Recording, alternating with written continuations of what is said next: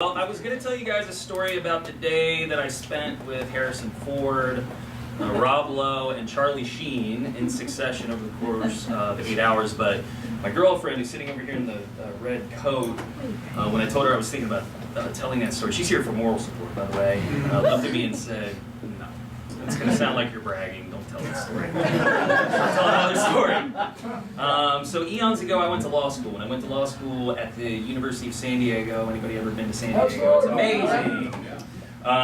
And one of the things about San Diego that you can't get away from is if you live there for any period of time, you are going to develop a Southern California patois. So just remember that. The main reason I went to law school was so I could study abroad because I missed out on studying abroad. I had no interest in being an attorney. I didn't care about that. I didn't fucking care. So as soon as I got there, I basically signed up to study abroad the summer after my senior year, and I signed up to study in Paris. Paris was my favorite city I'd ever been to, out of like 3 ever. And so we were all set, ready to go to Paris, ready to study abroad. I was going to hit up French chicks and learn how to speak a little bit of French. I was super excited. Well, then our good buddy George W. Bush decided to wage war in Iraq. And for those of you who were aware at that time, us and the French were not getting along very well. Freedom fries and all that stuff. So at some point, they bring us into a meeting and they say, we don't think it's going to be safe for you to study in Paris. We think you should switch to London because they're our allies. And we said, okay, cool, London's a good second option. So we did. And so we get to London, and that was not the case. Everybody in London hated our fucking guts. Every American. They hated Americans at this point, I had no doubt. Every time we went out to a nightclub, every time we went out to a restaurant, every time we tried to talk to somebody, we would literally get the exact same response, which was, ew, you're Americans? You like George W. Bush? And we were like, no, not really. We're a pretty big, diverse country with a lot of political beliefs. So we would go to nightclubs. We would have guys try to start fights with us. It was crazy. It was pretty much nonstop, to be perfectly blunt with you. So at some point, we decided we were going to rent a car and we were going to drive to Bath, which took us past Stonehenge, which was great. So we get out to Bath. And the people in Bath are even more unfriendly than the people in London at this particular time, which was lovely. So some friends of mine and I, we got a room above a pub, and then we set about exploring Bath and trying to, two of the people were a couple and 2 of us were single guys. Me and my buddy Jamil, who's a 6'4", guy of Middle East descent with the craziest Southern California patois you've ever heard. Everything's bro, brah, this, that, and the other. Anyway, so we go out to the bar. We find ourselves at a bar that's packed, and we're having plenty of drinks, and we whiff our way down the lady ladder with absolutely no success. Nobody wants to talk to us. Nobody wants to fucking interact with us. Nobody wants to do anything. So at this point, we're a little bit put out with our experience in the UK, and me and Jamil are the last ones there out of our group of 4, and I said, dude, we gotta get out of here, I'm done with this. So we're walking back to our little Airbnb, even though that didn't exist, and we spot a late night taco shop in the middle of Bath, and we're from San Diego, and we were super excited about that. So we go running over, and we've had too many drinks, and we're still a little bit irritated with the place at this point, and we're standing outside, we're looking at the menu, and we're speaking in our Southern California patois, like, oh, they got tacos, bro, tacos. Oh my God, they got carne asada, bro, blah, blah, blah. Out walks this young lady. She's got a sombrero on, she's got a burrito in her hand, and she takes one look at us, and she's clearly drunk, and she's part of a group that's inside. And they start making fun of the way we talk. And they are talking like, bro, bro, bro. So at a certain point we're listening to this, and then I think I just snapped. And I made one of those big sweeping generalizations that you want to do whenever something like this happens. And I said, come on, Jamil, English people are fucking assholes. And so we go walking down the street, pissed off. Jamil doesn't take kindly to this. Words are exchanged. There's an FU. Jamil turns around. Again, he's 6'4", 240 pounds. He turns around and he tells this guy, he's about 5'8", he's about yay tall. And he goes, why don't you suck my, you know what, he said the word. And the guy, for some reason, says, "No problem, I'll suck it dry, mate." Like, they're screaming at each other. It's a really weird thing to say, but that's exactly what he said. And so that only fired Jamil up more, instead of, he just offered like, to do the thing. So it gets more and more heated. By this point, I'm down the street a little bit trying to beg him, because I don't want to get into a fist fight in the middle of Bath, England at 3 o'clock in the morning. It's the last thing I want to do. So the words get more and more heated. I realize I need to go back and sort of quell the situation, so I start walking back, and at some point the British dude comes running up, full sprint, with his burrito in hand, to my buddy Jamil. And I see Jamil take a step back, cock his arm, throw the biggest haymaker you've ever seen, and completely miss the guy, but hit his burrito straight into the street. So at this point, I'm at a dead sprint. I mean an absolute dead sprint. I get up and get kind of in the middle of him, and as I'm running up, Jamil is like this, to this guy who's about yay tall. "Where's your fucking burrito at now, bro?" It's in the street. It's in the fucking street. So the story began and ended with them making fun of the way we spoke, and then it ended with the way he spoke.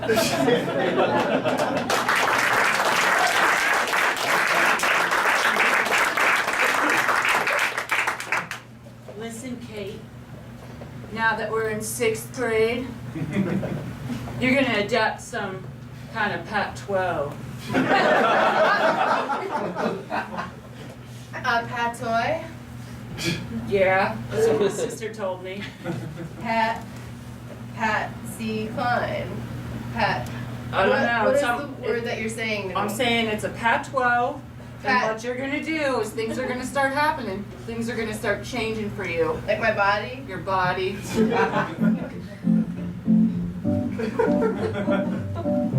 was I resting my arm on? You're gonna change your life with your neat patois. Patoy. Patai. You're gonna change your life with your sweet patois. Patoy. Patai. Pretty soon you're gonna get some boobs. What? And then things are gonna start to change elsewhere. Pretty soon you're gonna start to like boys. No, it won't. That's what happens when you get that thing. It's called patois. It's called patois. It's called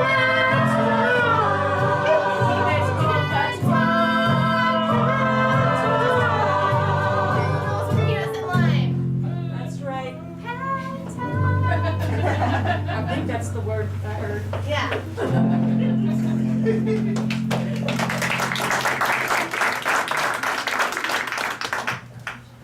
Daryl, Yeah, dude, I got a serious thing I need to talk to you about. okay. I'm going to listen. And when you got something serious to say, you just always say, "I'm a listener."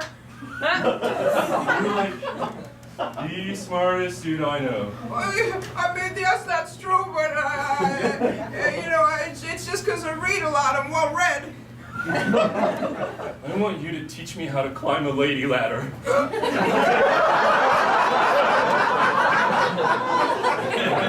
I don't know the first thing about it. There's got to be a way. You've discovered the one thing that I don't know. Ladies are anathema to me. Well, maybe it's like, maybe we just like discover the first step together. The first step to the lady ladder. That's a thing. It should be a thing. Let's make it a thing. Okay. Okay. Climbing steps on the ladder. We hit rung number 1. Climbing steps on the ladder. Maybe we give a little tongue.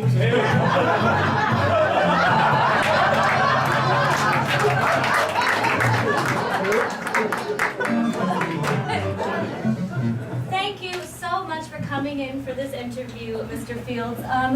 So let's just hop right in. Why do you want to attend law school? Yeah, bro. It's like what I really want to like learn is like how to like be a divorce lawyer. Yeah. I like hearing this. Not to be too open, but I recently went through a divorce, and I wish I had had a more laid-back divorce lawyer.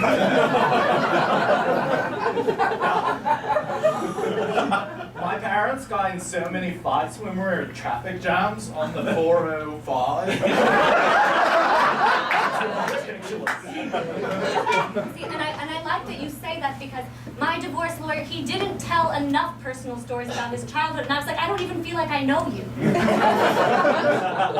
So, like, do y'all have the job or what? Well, you absolutely.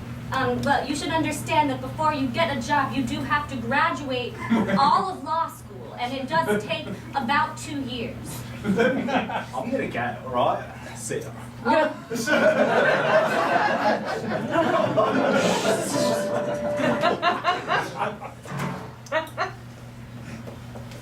There's nothing quite as delicious as a chocolate milkshake. 2 straws, Barry.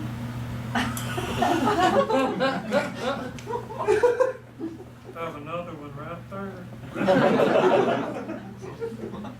You think we'll be able to drink the whole thing? Good. Suck it till it's dry.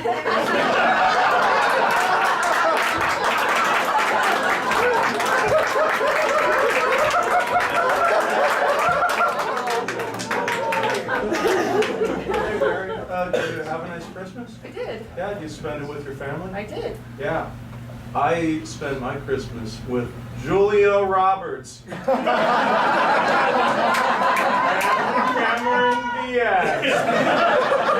Cindy Crawford.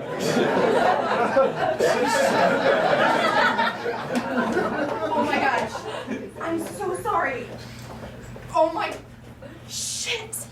That's not. No, it's okay. I'm here to help. Where is it? Where is it? Where is your burrito now? Where is it? It can be anywhere. The first 8 hours are the most important. Who have you called? Who have you called? I called everyone. I called Mom. I called Dad. I called Jamil. Do the find your burrito thing. The app thing. Where is your burrito now?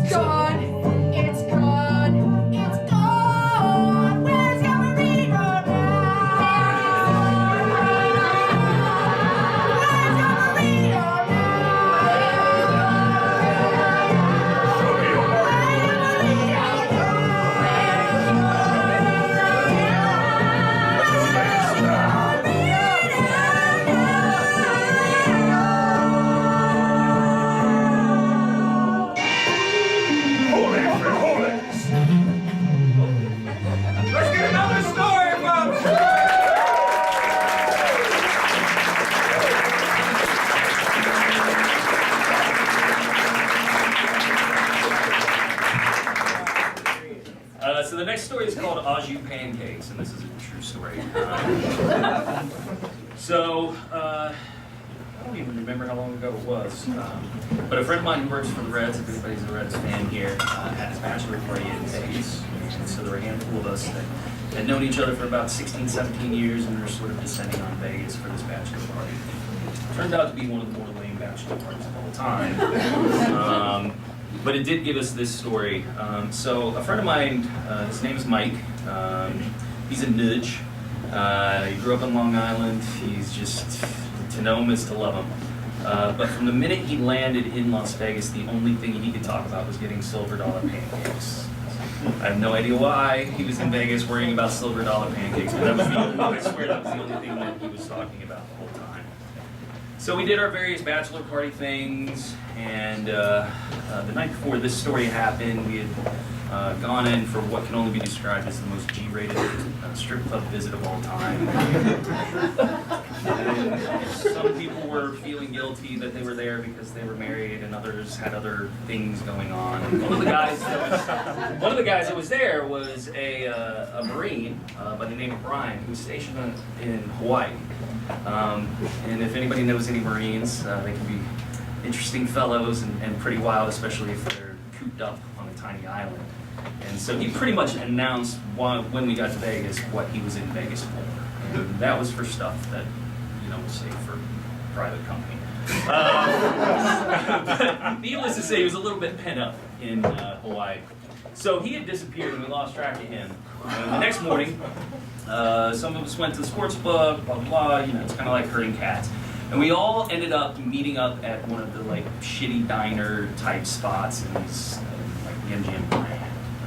Finally all got back together and we lost track of each other the night before.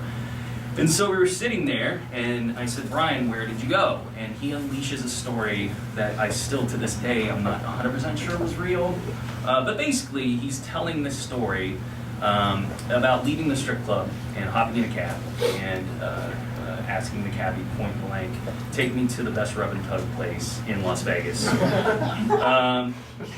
So he tells us this 15-minute story. Meanwhile, Mike is sitting directly next to me, and Mike is interrupting the story to whisper in my ear about how excited he is for his fucking silver dollar pancakes.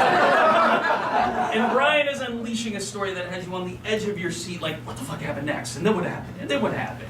The long story short was Brian, as this is going on, he's telling a story, and you just can't, you're on the edge of your seat. He's the best storyteller you've ever heard. Meanwhile, Mikey's in my ear, King, I cannot wait for these pancakes. I cannot wait for these pancakes. Food finally comes. Story's still being told about his adventure at the rub and tug place. In the middle of it, and Mikey pours his syrup, or what he thought was his syrup, onto his pancakes, and he starts eating his pancakes. The story's still going on. Mikey's saying, King, these pancakes taste like shit. These pancakes taste like shit. Mike, shut the fuck up. I'm listening to the man's story. At some point, I remember looking over, and Mike is this far from his pancakes, sniffing.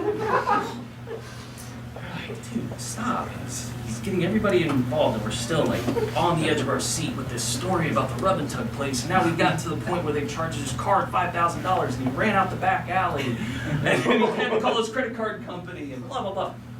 So this whole thing's going on. And then at some point from the peanut gallery down at the end of the table, you heard somebody go, hey, Mike, did you put that on your pancakes? And he said, yeah.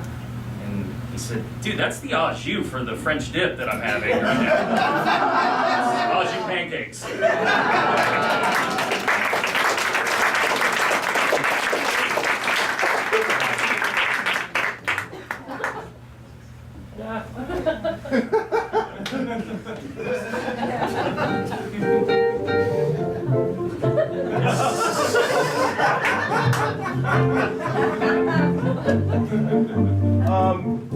I know this is my first time at Denny's, but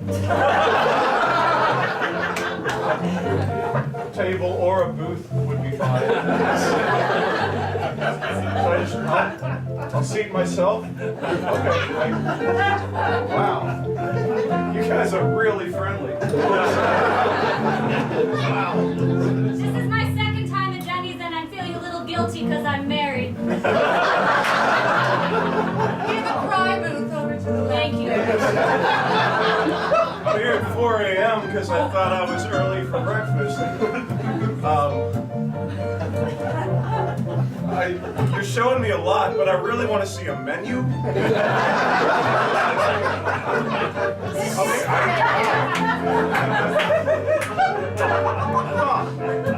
So this is what Vegas is all about.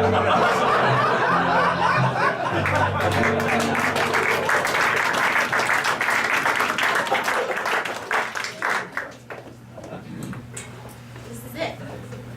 This is literally it. This is the entire island. Cameron, This is the entire island of Hawaii. I can't stay here. I'm gonna go insane here. This is bad. I know, this is much smaller than I thought. I thought this was a state. Maybe it's a state of mind? Like, why would they station anyone here? There's a chair! And one other chair that's almost in the ocean, and that's it, Cameron! I don't know what to tell you, Zelda. Maybe we should swim back. Swim back to a bigger... There's a bunch of islands. I mean, that one's slightly bigger. They call that the big one. Cameron, they were like, you are our two best Marines. We're gonna put you on we're gonna send you to Hawaii. I thought this was like it. I thought this was our moment to like, you know. Sort of flail. Yeah. Big island, big moment in Hawaii. Woo. Moment, big island in Hawaii. Joining the army was a good decision for me. I was going nowhere, I was swimming in place. So when they said go with your best friend to the ocean, I thought finally here's my chance to do something big. It's not big, big island, it is not. Dancers! Big island, it is not. Big island, it is not.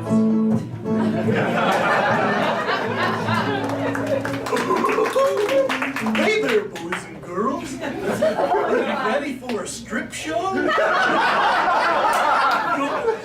This is gonna be great. It's G-rated. Let me take off my big hands. And there you go. We put our clothes on. But how do we put our clothes on? Real sexy. Watch us how we do it, just real sexy.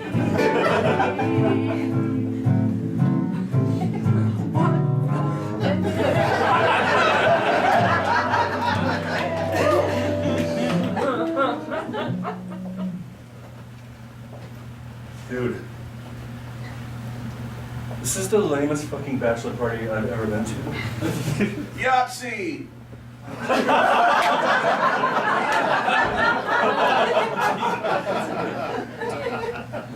I seriously cannot with this party.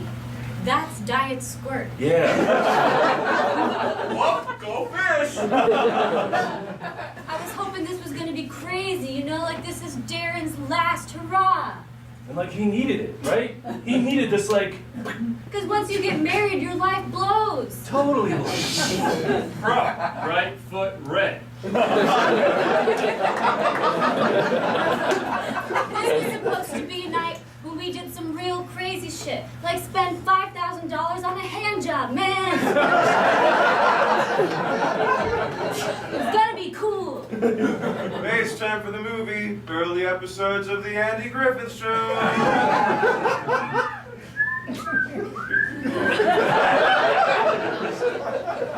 Listen, here's what we're gonna do. We're gonna take one of these yogurt shots. And then we're gonna get all the fireworks and the guns from the back of my car. And we're gonna make this a real party. Dude, I'm so there. Because if there's two people who know the things on the list that make up a real party, it's me and you. Yeah. You'll play. Jenga, baby! For a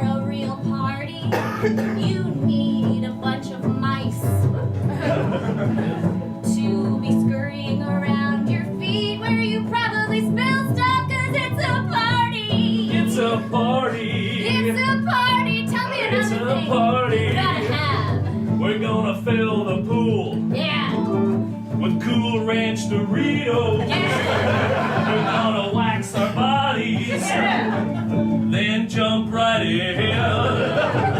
It's a party. It's a party.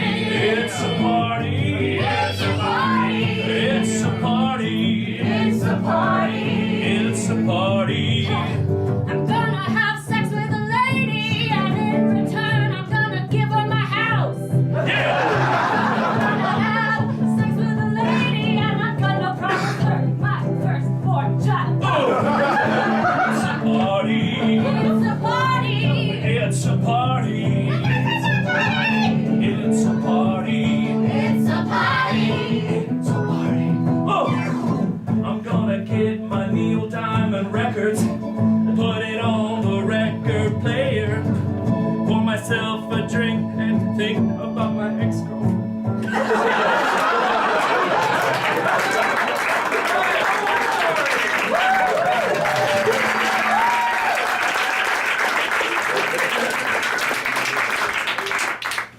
So I have a celebrity story, but it didn't involve me, so I'm not bragging.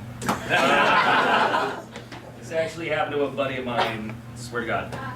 So I swear. So a friend of mine, he's, we'll call him Money. He's got some money. Attended a really big fundraising event. I think it was like the American Heart Association. Doesn't matter. One of the things that they were, no one even told me. One of the things that they were auctioning off was it was a foursome at Pebble Beach, like just prior to the celebrity pro-am thing that they had there. So this guy wrote in a fairly substantial donation. He ended up winning. So he rounded up 3 of his friends because they were going to be paired with a celebrity. They just didn't know which celebrity. And so they actually flew into San Francisco, came down to Pebble, or up, or whichever direction. And they were all excited, and they couldn't wait to find out who they were going to be playing with, as anybody would be. And so they got out to the course early. They still didn't know. And then they finally caught wind that they were being paired with Arnold Schwarzenegger. So they were over the moon, couldn't believe it. They were going to be the Terminator. And they were on the course at the driving range, talking about like what's it going to be like with Arnold. And no Arnold. Arnold wasn't showing up to warm up. And so it came time for them to start the round, and they still didn't see Arnold. Then all of a sudden, out of like the mist, appears the Terminator, sauntering up with a big cigar, with his bag by himself. And he comes up, and the ball busting apparently started immediately, like just wicked ball busting from Arnold. As he tells his story, Arnold had asked them if they brought extra cigars, and they had not, and he went back into the clubhouse to get cigars. And they came back out and was bitching about the fact that they hadn't brought any cigars for him to smoke while he was there. So the buddy that had won, he obviously had the honors for the first tee shot. And his name was Donnie. And he goes up to line up his shot. And he's there, and then from the side, Arnold calls out and he goes, "Hey Donnie, do you remember your first blowjob?" And Donnie goes, "Yeah." And goes into his back swing, and Arnold goes, "How did it taste?"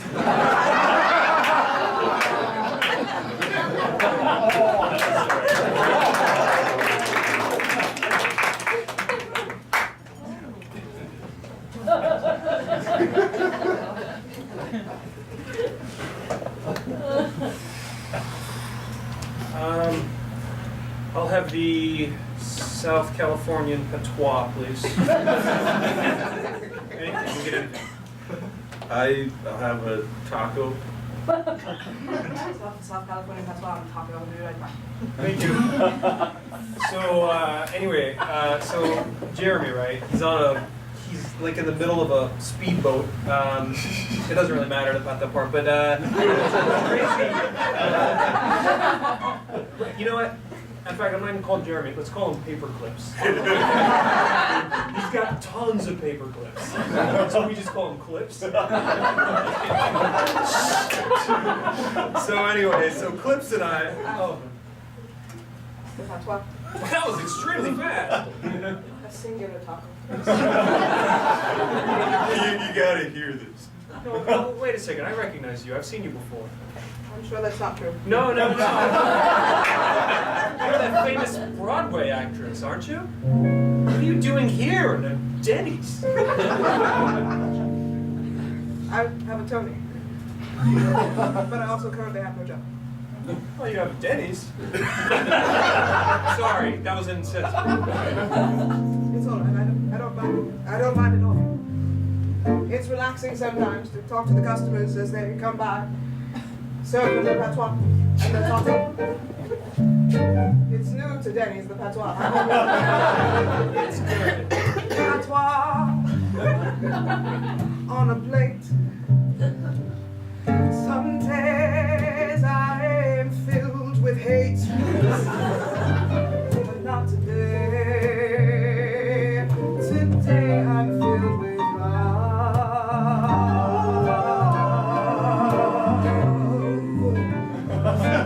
patois in my mind.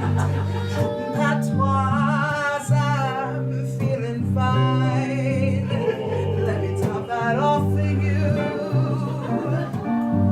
Decaf, I remembered.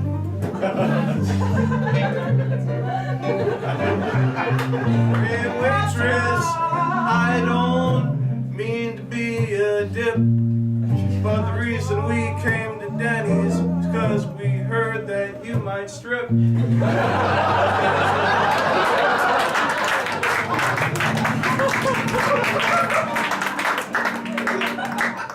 Honey, I was wondering if you noticed that all the stories I told tonight involved blowjobs.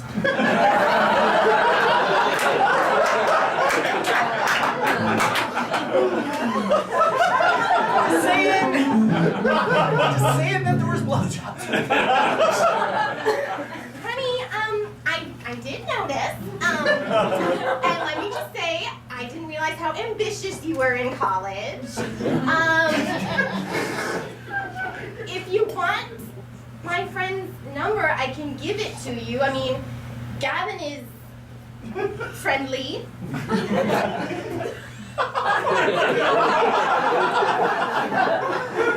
Well, not quite what I was going for. Honey. I'm not sure he'll like the taste.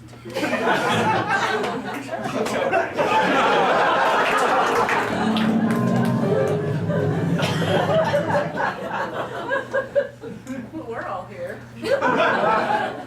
Where's Jeremy Piven?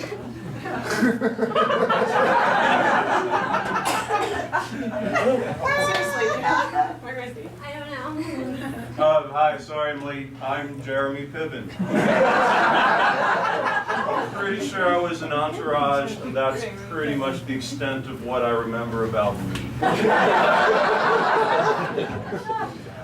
Well, Mr. Piven, we heard you had a traumatic brain injury. Hey, but that won't prevent me from joining your bowling squad. You were the top bidders for the fundraiser for the American Leukemia Society.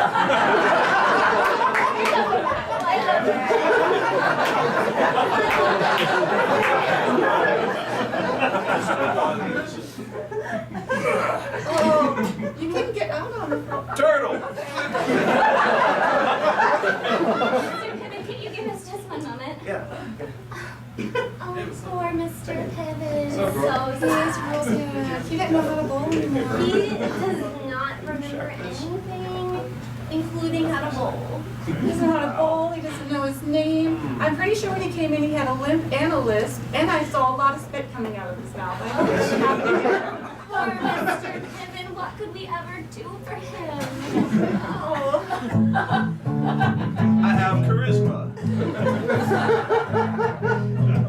I'm a guy from Hollywood. That means I have potential. But my memory is impaired, and the damage is substantial. I can bowl. That's something you can spare me. And if you want.